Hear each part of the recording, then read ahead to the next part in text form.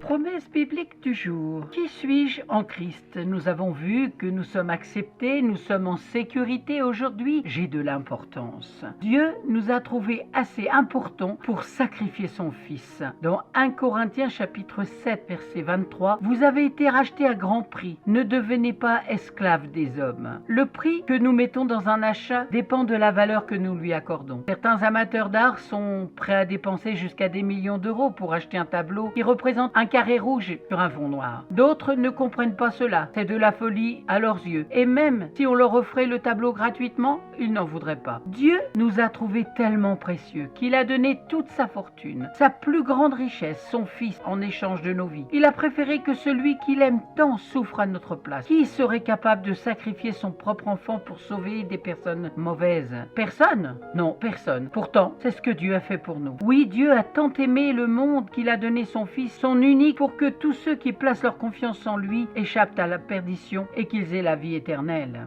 Dieu a tant aimé le monde, c'est-à-dire Dieu aime tellement les êtres humains qu'il nous a offert en cadeau Jésus-Christ, et Jésus lui-même nous aime tellement qu'il a accepté de souffrir la condamnation à notre place, avec beaucoup de douleur et de souffrance, mais sans aucun regret. Qui suis-je en Christ? J'ai de l'importance. Je fais partie du vrai cep, car je suis un canal de la vie de Christ. Jean chapitre 15 versets 1 à 5. Je suis le vrai cep, et mon Père est le vigneron. Tout sarment qui est en moi et qui ne porte pas de fruit, il le retranche, et tout sarment qui porte du fruit, il l'émonde, afin qu'il porte encore plus de fruits. Déjà vous êtes purs à cause de la parole que je vous ai annoncée. Demeurez en moi, et je demeurerai en vous. Car le sarment ne peut de lui-même porter du fruit s'il ne demeure pas attaché au cep. Ainsi, vous ne le pouvez non plus si vous ne demeurez pas en moi. Je suis le cep, vous êtes les sarments. Celui qui demeure en moi et en qui je demeure porte beaucoup de fruits, car sans moi, vous ne pouvez rien faire. J'ai été choisi et établi afin de porter du fruit. Jean chapitre 15 verset 16. Ce n'est pas vous qui m'avez choisi, c'est moi. Je vous ai choisi et je vous ai établi afin que vous alliez et que vous portiez du fruit et que votre fruit demeure, afin que ce que vous demanderez au Père en mon nom, il vous le donne. Je suis le temple de Dieu. Dans 1 Corinthiens chapitre 3 verset 16.